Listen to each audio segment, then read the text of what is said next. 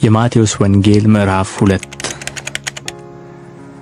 ኢየሱስም በይሁዳ ቤተልሔም በንጉሥ በሄሮድስ ዘመን በተወለደ ጊዜ እነሆ ሰብአ ሰገል የተወለደው የአይሁድ ንጉሥ ወዴት ነው? ኮከቡን በምሥራቅ አይተን ልንሰግድለት መጥተናልና እያሉ ከምሥራቅ ወደ ኢየሩሳሌም መጡ። ንጉሡ ሄሮድስም ሰምቶ ደነገጠ። ኢየሩሳሌምም ሁሉ ከእርሱ ጋር የካህናትንም አለቆች የሕዝቡንም ጻፎች ሁሉ ሰብስቦ ክርስቶስ ወዴት እንዲወለድ ጠየቃቸው። እነርሱም አንቺ ቤተልሔም የይሁዳ ምድር ከይሁዳ ገዢዎች ከቶ አታንሽም፣ ሕዝቤን እስራኤልን የሚጠብቅ መስፍን ከአንቺ ይወጣልና ተብሎ በነቢይ እንዲህ ተጽፎአልና በይሁዳ ቤተልሔም ነው አሉት። ከዚህ በኋላ ሄሮድስ ሰብአ ሰገልን በስውር ጠርቶ ኮከቡ የታየበትን ዘመን ከእነርሱ በጥንቃቄ ተረዳ። ወደ ቤተልሔምም እነርሱን ሰድዶ ሂዱ፣ ስለ ሕፃኑ በጥንቃቄ መርምሩ፣ ባገኛችሁትም ጊዜ እኔ ደግሞ መጥቼ እንድሰግድለት ንገሩኝ አላቸው። እነርሱም ንጉሡን ሰምተው ሄዱ። እነሆም በምሥራቅ ያዩት ኮከብ ሕፃኑ ባለበት ላይ መጥቶ እስኪቆም ድረስ ይመራቸው ነበር። ኮከቡንም ባዩ ጊዜ በታላቅ ደስታ እጅግ ደስ አላቸው። ወደ ቤትም ገብተው ሕፃኑን ከእናቱ ከማርያም ጋር አዩት፣ ወድቀውም ሰገዱለት። ሳጥኖቻቸውንም ከፍተው እጅ መንሻ ወርቅና ዕጣን ከርቤም አቀረቡለት።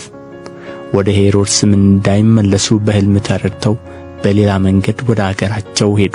እነርሱም ከሄዱ በኋላ እነሆ የጌታ መልአክ በሕልም ለዮሴፍ ታይቶ ሄሮድስ ሕፃኑን ሊገድለው ይፈልገዋልና ተነሣ፣ ሕፃኑንና እናቱንም ይዘህ ወደ ግብፅ ሽሽ፣ እስክነግርህ ድረስ በዚያ ተቀመጥ አለው።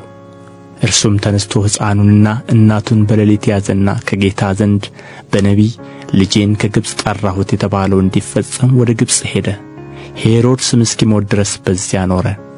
ከዚያ በኋላ ሄሮድስ ሰብአ ሰገል እንደ ተሳለቁበት ባየ ጊዜ እጅግ ተቈጣና ልኮ ከሰብአ ሰገል እንደ ተረዳው ዘመን በቤተልሔምና በአውራጃዋ የነበሩትን 2 ዓመት የሆናቸውን ከዚያም የሚያንሱትን ሕፃናት ሁሉ አስገደለ። ያን ጊዜ በነቢዩ በኤርምያስ ድምፅ በራማ ተሰማ፣ ልቅሶና ብዙ ዋይታ። ራሔል ስለ ልጆቿ አለቀሰች፣ መጽናናትም አልወደደችም የሉምና የተባለው ተፈጸመ።